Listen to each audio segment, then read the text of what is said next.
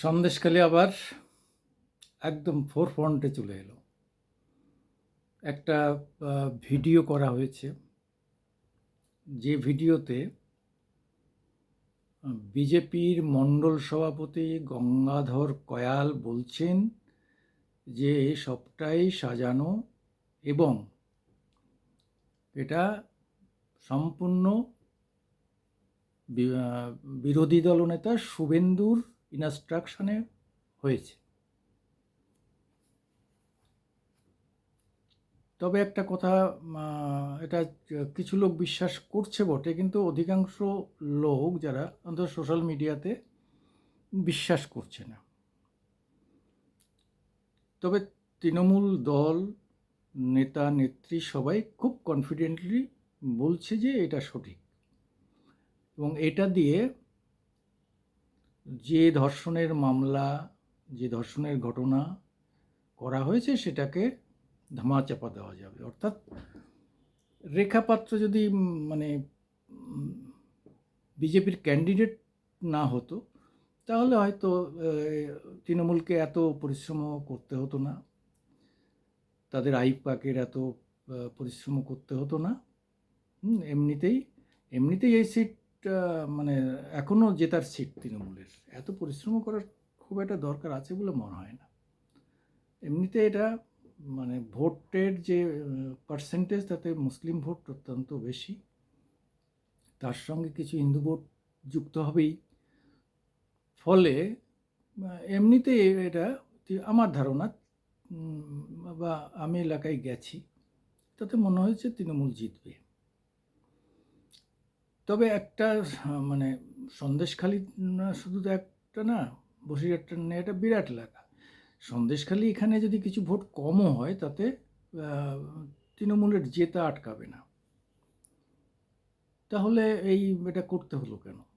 এই ঘটনাটা, এই যে স্টিং অপারেশনটা করতে হলো কেন? আমার তো মনে হয় যে আরও কনফিউজড করে দেওয়া হলো, যে তো কনফিউজ করার চেষ্টা হলো, কিন্তু খুব কনফিউজড হলো না, মানে যেটা বলতে চেষ্টা করেছি। হয়তো গঙ্গাধর যা বলছে সঠিক, কিন্তু এত পরে এসে এটা আর বাজারে খাওয়ানো খুব মুশকিল, মার্কেটিংয়ের ক্ষেত্রে খুব মুশকিল। রাজ্যপালটা যেমন, সেটাও কিছুটা লোক খেয়েছে, কিছুটা খায়নি, সেটাও সোশ্যাল মিডিয়া টিডিয়া দেখলাম যে খুব খায়নি, কিন্তু দলগতভাবে এটা দিয়ে তারা কী লাভ পাবে আমার অন্তত জানা নেই। বরং আজকে মুখ্যমন্ত্রীর ভাষণ সিএ নিয়ে হোক বা মুসলিম নিয়ে হোক, ইত্যাদি ইত্যাদি নিয়ে অনেকটা কম করেছেন। সিএ নিয়ে তো ভয় দেখানোর কী আছে? কেউ ভয় পাচ্ছে না। সিএর ব্যাপারে মনে হয় এড়িয়ে যাওয়া অনেক সহজ, এড়িয়ে যাওয়া। এক দুবার বলে দিয়েছেন, আপনাদের স্ট্যান্ড জানিয়ে দিয়েছেন, ব্যাস। সিএ নিয়ে আর প্রোপাগান্ডা করার কোনো প্রয়োজন নেই। ওই মনোরঞ্জন ব্যাপারী যে ঘরে ঘরে যে কী বলবে, যারা ওপার বাংলা থেকে এসছে তাদের যন্ত্রণা তারা ছাড়া কে বুঝবে? তাদের সব আছে, আবার কিছু নেই। আমার সেই 2012-তে আমার বই লেখার 11-12-তে আমি একটা বই লিখেছিলাম, নন সিটিজেন ইন্ডিয়ান, বহুবার বলেছি। সেখানে এটা বলার চেষ্টা করেছি যে 2 কোটি মানুষ এখানে থাকে, তারা নন সিটিজেন, অথচ ইন্ডিয়ান, অর্থাৎ ভারতের সব সুবিধা ভোগ করে, কিন্তু তারা সিটিজেন নন।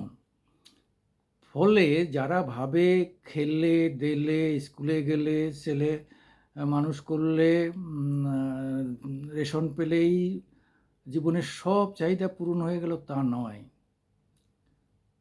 এর পিছনে যে মানে তলাটা, মানে বেসটা শূন্য। আমি সুন্দর একটা পাটাতনের উপর দিয়ে হাঁটছি, কিন্তু নিচে মাটি নেই। তাই 2 কোটি মানুষের সেটা হয়েছে, এবং তারা ফিলও করতেন যে এদেশে আছি বটে, কিন্তু we are not citizen of India. Citizen Aadhaar card বলছে সিটিজেন প্রুফ নয়, এপিক কার্ড বলছে সিটিজেনের প্রুফ নয়। তাহলে আধার কার্ড, সিটিজেনশিপ থাকা না থাকা তো সমান। আমি হয়তো সুবিধাটা সরকারি সুবিধাটা পেতে আমার এই কার্ডটা কাজে লাগছে, কিন্তু নাগরিক হিসাবে যদি আমি ক্লেম না করতে পারি সেই কার্ড, তাহলে আমার কী কাজে লাগলো? ফলে সে নিয়ে বেশি করে কোনো লাভ হবে না, কোনো লাভ হবে না, পরিষ্কার বলে দিচ্ছি। যত কম বলা যাবে ততই ভালো। মতুয়ারা কিছু লোক পাক আর না পাক সবাই যে একদম মতুয়াদের কথায় ভোট দেবে এমনও ভাবার কোনো কারণ নেই। সবাই সিএর জন্য অন্যদিকে চলে যাবে, কিন্তু বারবার যদি আঘাত করা হয়, সিএকে নিয়ে ভুল বোঝানো হয় এবং বুঝিয়ে দেওয়া হয় যে মুসলমানদের জন্যেই এই কাজটা মমতা করছেন, মুসলমানদের ভোটটা পোলারাইজ করার জন্য বেশি করে, তাহলে তারা হিন্দুদের বিরুদ্ধে এটা বলছেন। এই ধারণাটা থেকে বেরিয়ে আসতে হবে।